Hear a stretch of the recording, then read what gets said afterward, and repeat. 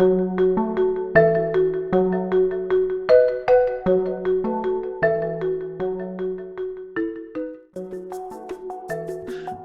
Joseph, I don't know if you have a perspective on this, but it seems like legal compliance, liability, risk management, I mean, there are some basic sort of institutional drivers that lead to, maybe unintentionally, students getting a whole dose of reassurances and cover your posterior sort of speeches from a university.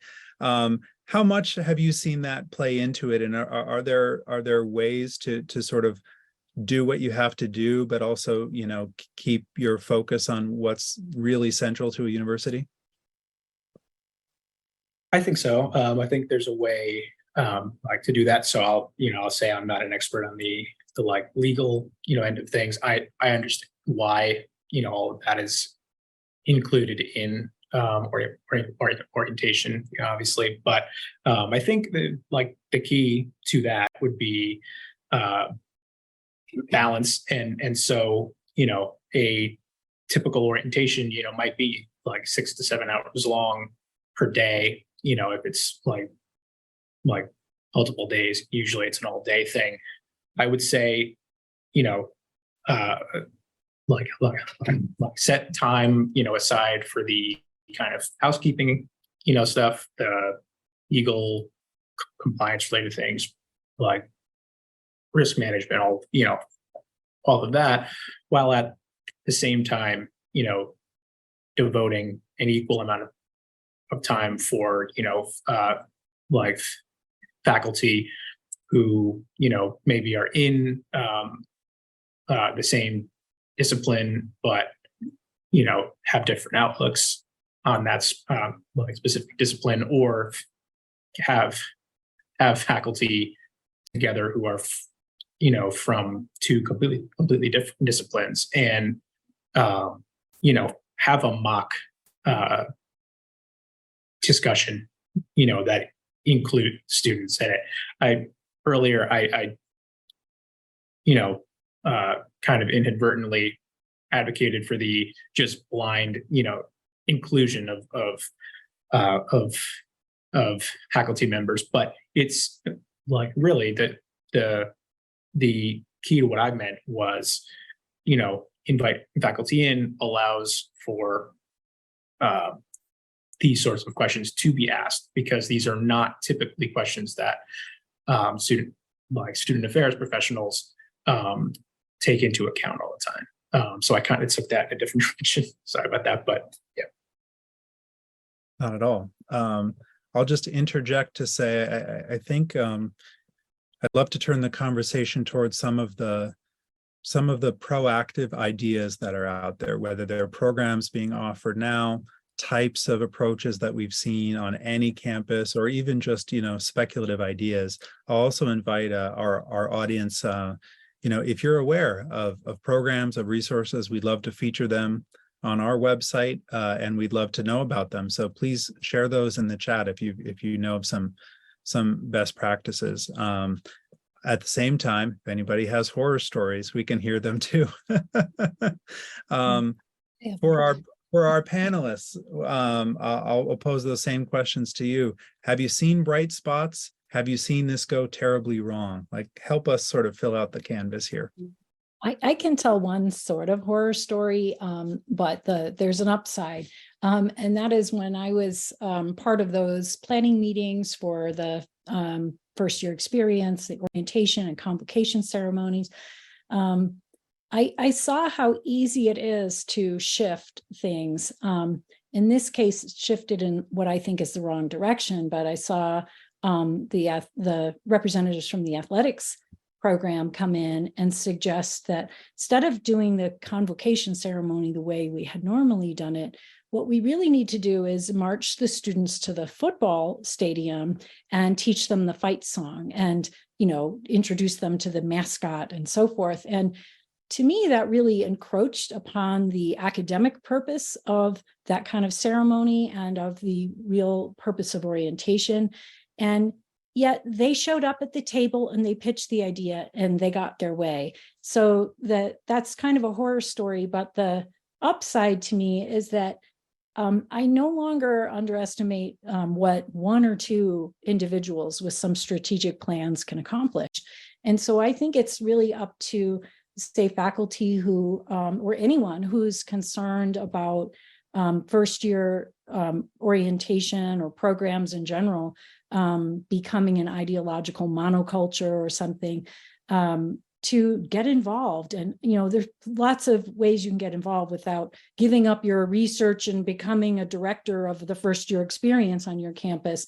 You could be willing to serve on the selection committee or the review committee of the person in charge of orientation or the first year experience. You could serve on or create a faculty senate committee or an ad hoc committee at your university to review and participate in improving new student orientation.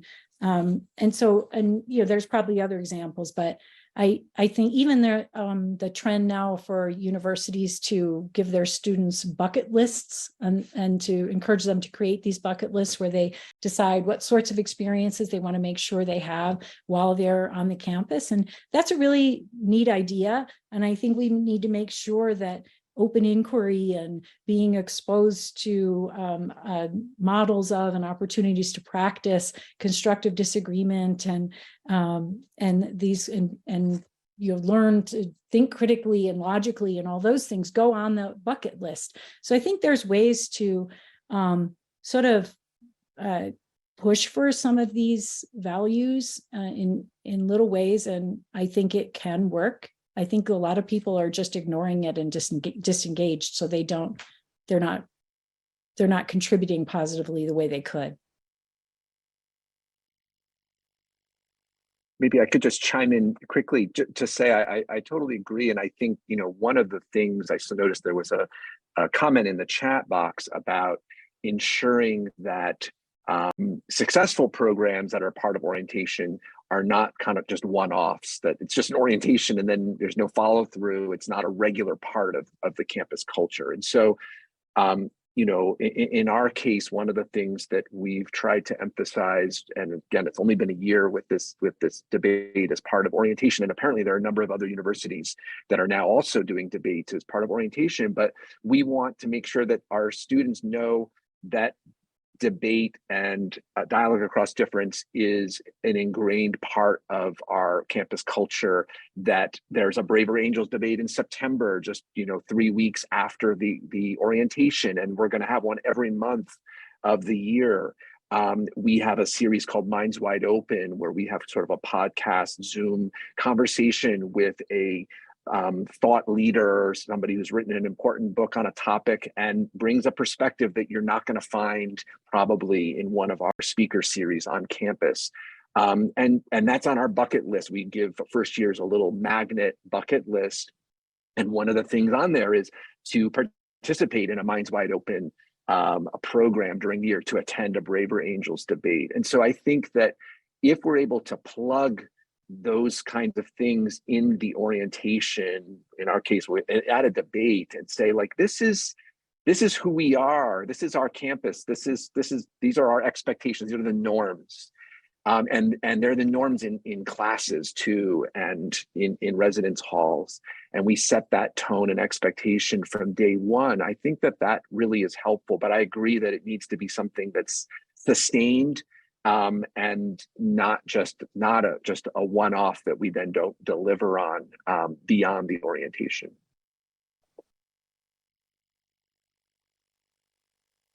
I'm glad you went to the chat, Adam, and I think Leon's question is an important one. We want to be building toward that sense of identity, and this is how we do things here. These are community norms. I think it's actually a good time to get to a few other questions from our audience. So the one is the one I want to start with is from Anonymous, who asks, the research on the positive impacts of belonging, which Joseph referenced earlier, is quite strong. But how can we communicate to students that belonging is not the same as never being uncomfortable with ideas? And maybe that's a variation on what I asked earlier of sort of best practices that are out there. I take it that, early exposure to debate and actually challenging ideas as a celebrated thing is part of how you send that message. But what else can universities do? Well, one thing I would think about is just to really remind students that one, college is not like high school. I don't think we do that enough. It's not just that they have to make sure they wake up on their own and get to class on time, and no one's actually going to make sure they do that other than themselves, but that they really are can expect to encounter ideas that are shocking and maybe even offensive, and that this is part of the academic project, and we're not going to shelter them from tough arguments or new ideas, that even if they find those offensive. And I remember the 2022 Heterodox Academy Leadership Award winner, the college president, Rosalind Clark Artis. She spoke in 2022 in Denver and in accepting the award. And she said something like, physically, I am here to protect you, but intellectually, I'm going to hurt you. And it was just so refreshing to hear someone put it that way. And I think that I imagine that students are hungry for that in a way. They want that challenge, and they want us to tell them our job is to make sure that they are safe physically, and of course, if you're not, you can't learn. We don't meet our university's mission. But if you're not challenged intellectually and you're not offended at some point, we're not meeting our mission either. If I could add on to that too. So, I mean, I agree. First of all, I think making it clear to students that belonging refers to them personally, is the key there to,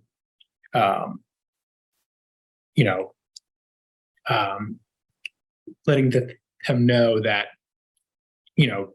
when they get into a course, they are going to be, very likely challenged by a professor or a peer, and that they can't take that as combative in a negative sense. It's obviously combative in a figurative sense, to disagree, but you know what I mean.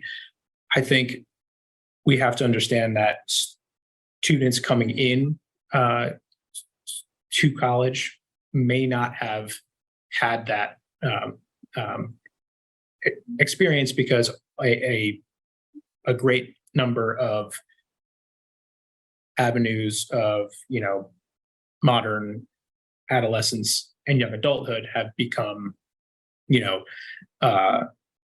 arenas for overwhelming agreement, nurturing, and welcoming, which is obviously okay. But I think those of us in higher education need to prepare them through things like orientation, and make it clear to them that a lot that goes on in orientation serves to connect them personally. And if we don't go beyond that, we're setting them up for difficulty when they leave orientation and the next day go into a current events course, or an English course that's focused on something uncomfortable.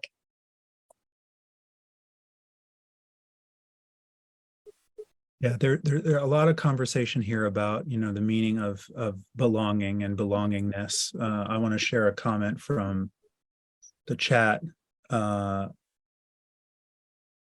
McAllister Bell says, I wonder how institutions can characterize belongingness in such a way that doesn't actually encourage more polarization. At institutions where most of the students and faculty have very similar political commitments, how does the appeal to belongingness encourage, or rather, does the appeal to belongingness encourage groupthink? I think we're hearing several people suggest that could be a slippery slope, but there's ways to frame it differently. I also just wanted to mention that there might be a connection here to some of the larger messages that universities and colleges engage in. So to that point, if you have a college that doesn't really have a strong policy about institutional neutrality on contested questions in society, then it's not hard to read between the lines to understand, well, when we say we stand for something as the university, who's included in that we and who isn't? And so I think belonging can take some interesting directions. Even colleges that have pioneering programs in dialogue can also at the same time have very public facing commitments to different sorts of values or a moral framework that they're really introducing to students at orientation.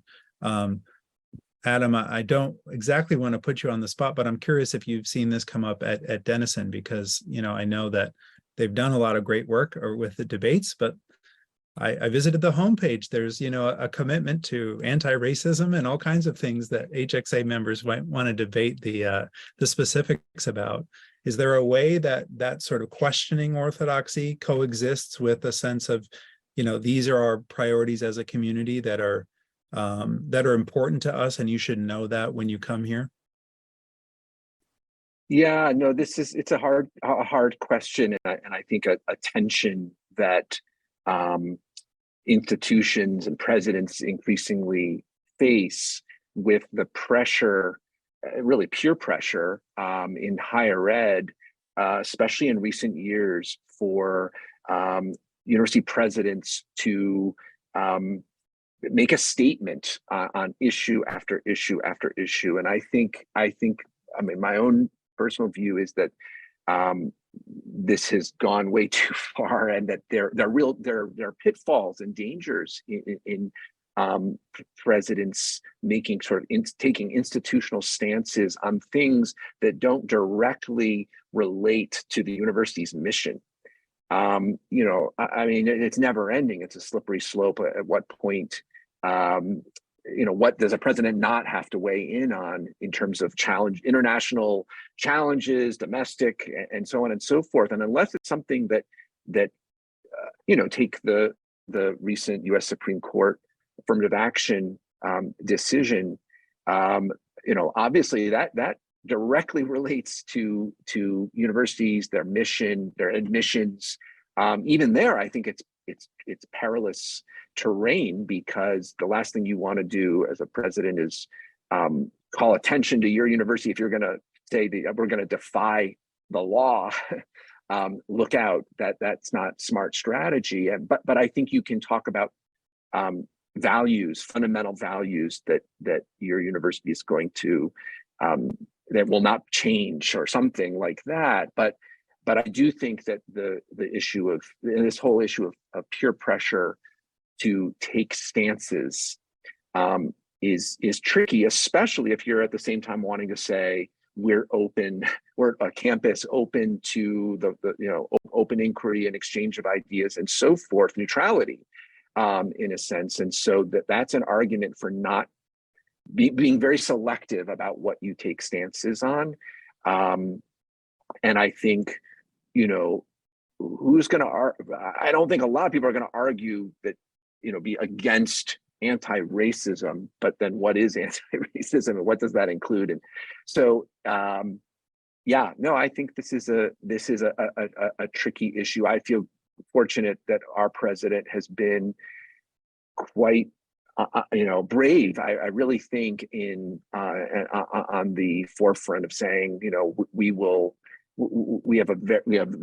part of the Chicago principles on academic freedom, And we really want to make sure that our classrooms and our campus in general is a place for open inquiry.